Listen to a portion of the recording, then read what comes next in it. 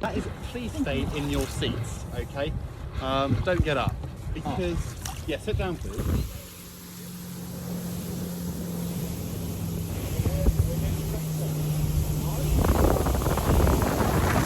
But all we can see here is just 10% of this iceberg. 90% of this iceberg is underneath the water. Seahorse. Wow. Wow, look at that one. These little crystals. Wow. So that's one complete crystal.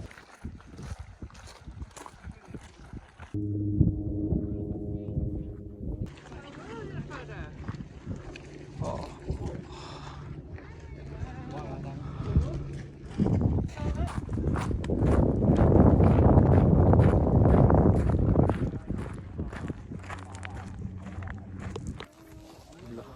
Dyan later, so ito. Taiwan. Taiwan #1. Hey. You like New Zealand? Yeah. Beautiful, isn't it? What about you guys? Where are you from? That's incredible. Oh, I can't even climb up to that red sign. Seat and then onto the floor. Step onto the seat first. Alright, so I think we'll go for the number 3 first. Yeah. So 3, no, it's yeah, you 3, yeah. Yeah. We've got to pick on you guys. Alright, is this a 2? Yeah. So first things first, can everyone just put their hands in and touch the water? And for those in the middle who can't touch it, that is, please stay in your seats, okay? Don't get up, because, yeah, sit down please. And if you're standing up, you might go for a little swim, okay? And I can tell you, I've been swimming, it's not very nice. Is it, Bastian? It's so cool. So there we are, okay. Anyway, so my second rule is going to be,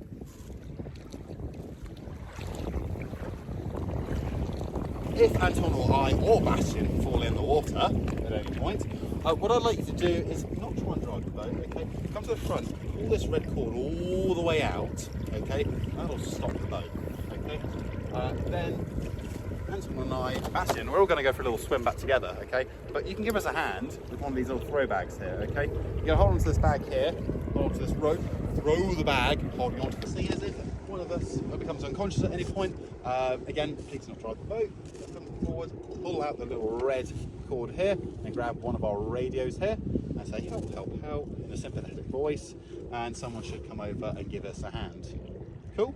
Everyone understand everything? Yeah. Lovely. Right.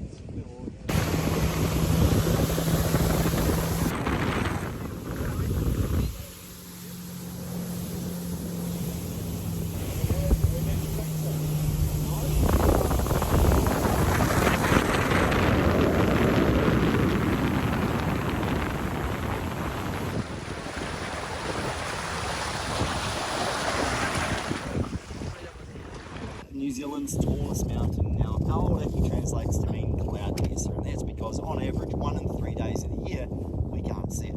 So it's a long winter of not seeing it. So we always appreciate these beautiful blue sky, sunny summer days where we get to see it. Now we're looking at the eastern side of it.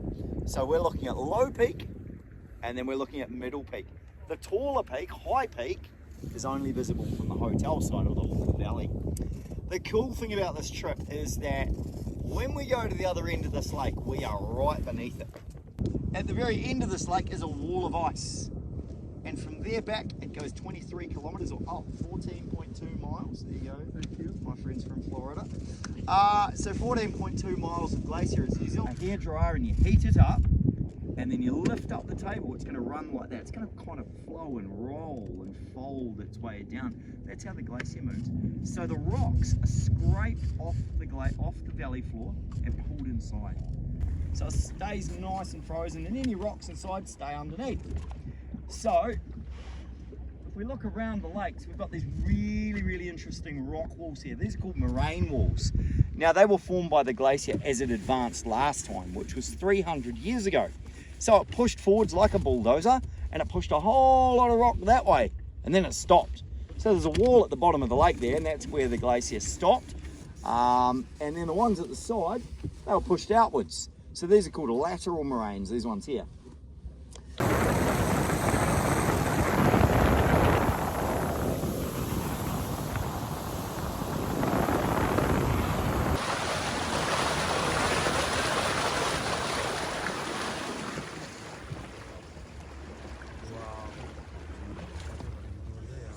Alrighty.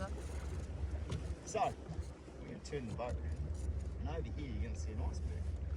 So these icebergs, yay! Love it. So these icebergs are big chunks of ice that break off the glacier at the other end of the lake. But all we can see here is just 10% of this iceberg. 90% of this iceberg is underneath the water. Let that marinate. Just 10%. So that's like saying, I chucked Tom in the lake. Yeah, or you.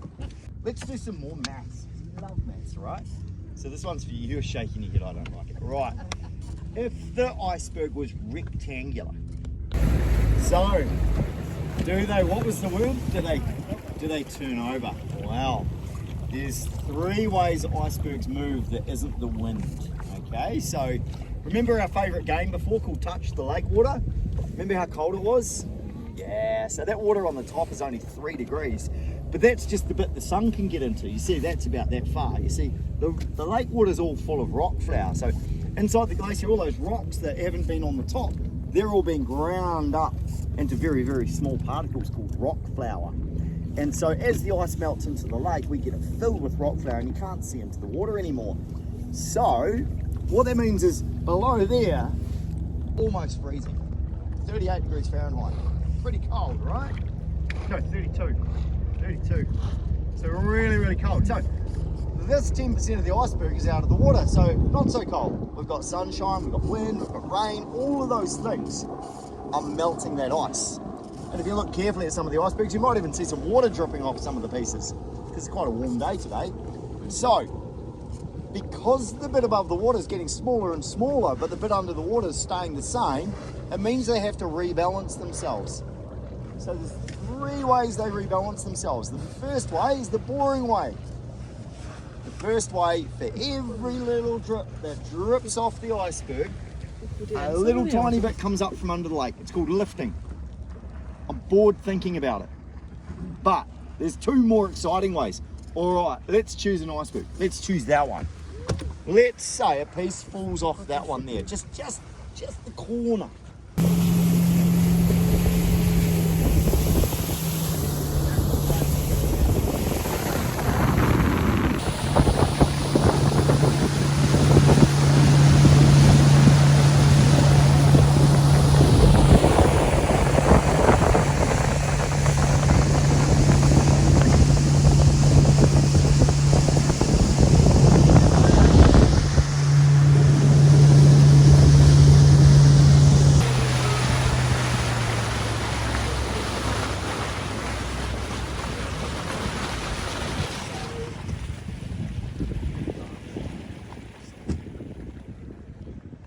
So these little crystals here tell us a little bit about how old the ice is. So the ice in the glacier is at least 300 years old when it breaks off and becomes an iceberg. It's higher than an iceberg.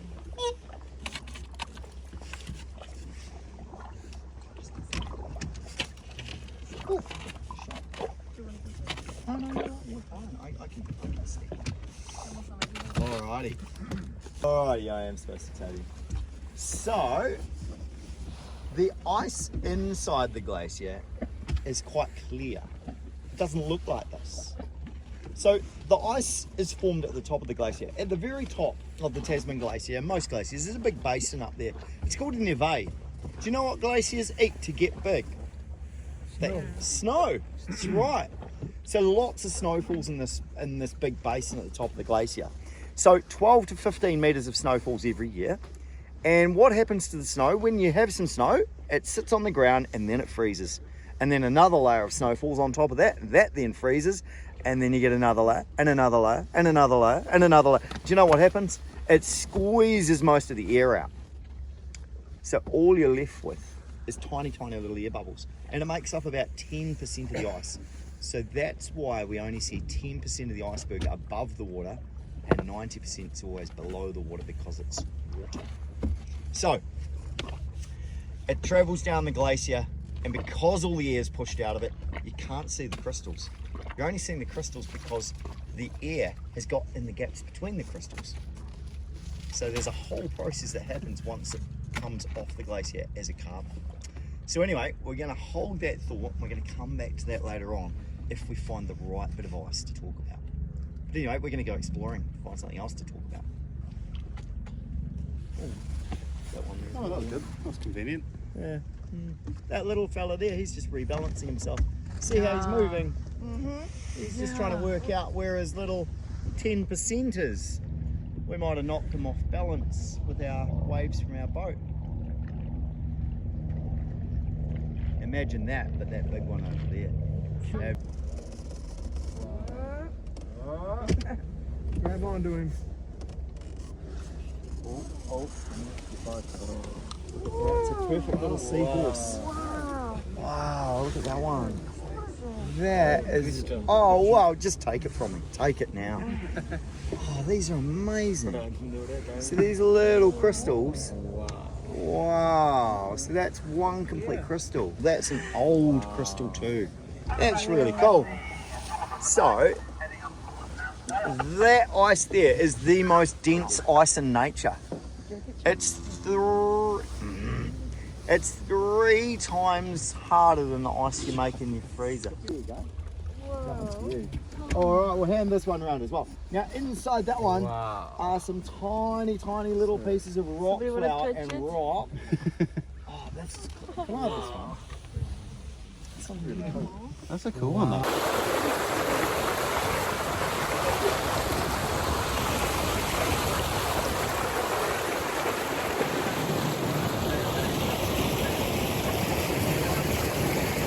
What we'll do though is we'll go and see if we can find something else to have a bit of a look at. See if we can find some of that nice clear ice.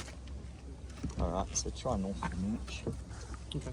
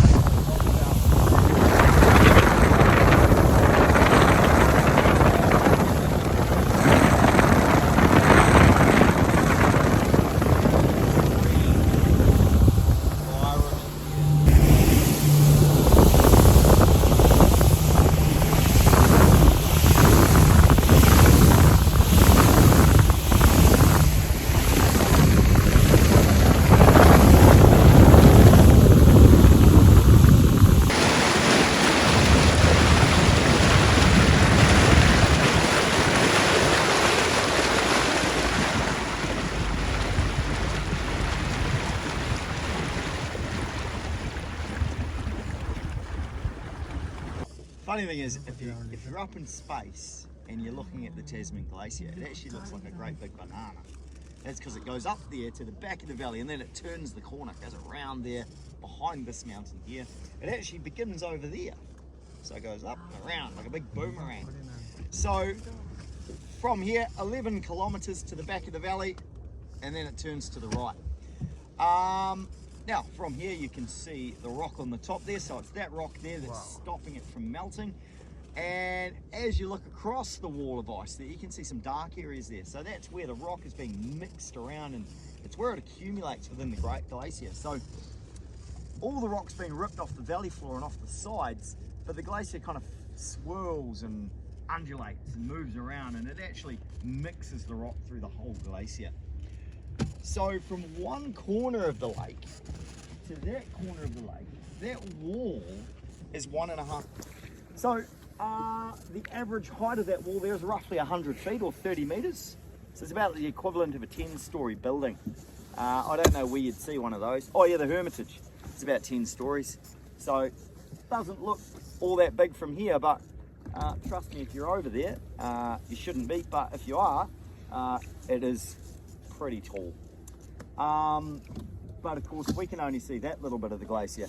There's a whole lot more quite close to us that we can't see, and that's because it's under the lake. So the average depth of the lake through the middle part that we're in is 150 meters, 450 feet, but that bit of lake there is 270 meters to the bottom. Now the glacier is a bit different to the icebergs. You see, the glacier is not floating. It's actually attached to the valley floor down the bottom there. So lots and lots of ice under the lake. In fact, you add your bit on the top there, and you've got 300 vertical meters of ice. So in New Zealand we measure big things with rugby fields. That's 3 rugby fields, end on end. Miami Dolphins fields, same as those, 3 of those, end on end. If you don't know how big a football field is, have a look at the top of the moraine wall over my shoulder here. Imagine that little boat, or this little boat, sitting on the top of that wall up there, and then double the height of the wall. That's how thick the ice is right there. Impressive, hey? Yeah. It's there because of snow that fell 300 years ago. When was global warming? When did that start? Industrial Revolution. Exactly. Exactly. So it melts in, it makes it carve. So we lose so much. Do you know how much we lose? A foot a day. Really? Same as that thermal notch depth. So it averages out over a year, that's 110 meters of it that's disappearing. So it's carving away. Really tough to blame this one on global warming at this stage. So anyway, but there is a point though, in 30 years time from now, it's going to move up the valley to a point where it leaves the lake behind. Goes up the hill, the lake stays down here. Any other good questions? Have you seen it? Yeah. Far off? Not this year though. Not since. I have. I've not seen anything decent for. There's been some, we just Yep. haven't been here. Oh yeah. But yeah, not anything big. Yeah. Not big. They happen in the winter as well. They happen at any time, day, night, spring, summer, fall, winter. That doesn't really matter. It's just when it's due. That thermal notch still melts in even in the winter, so it's still happening. So It does happen more often when the customers give you like $20 each. I know, doesn't I've it? noticed that. Lots of stuff. Yeah, lots of stuff happens, doesn't it? Lots Icebergs of stuff. roll. Does the We lake give them freeze in the winter? floating life jackets. Yeah. Yes, it does. It froze the other day.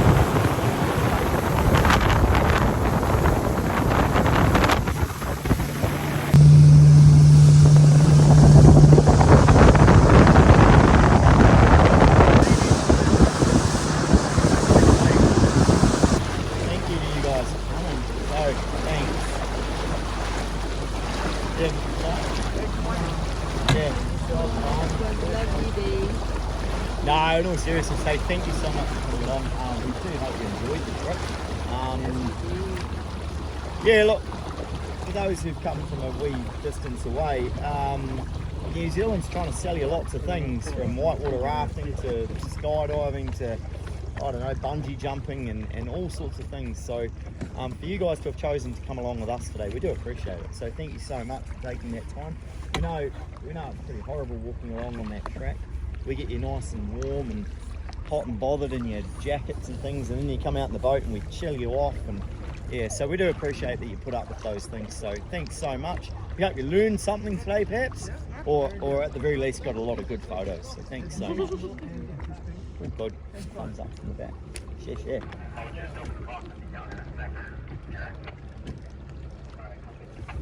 I should probably get out of the way. I'm going to get it. Are you going the other side? I'm not.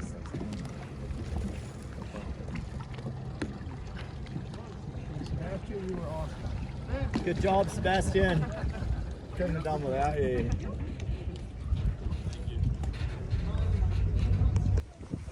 Anybody can move it out of the water at 4:55. Please confirm all goes out of the water. I'm trying to be clever and you got a shot. That was a bad one.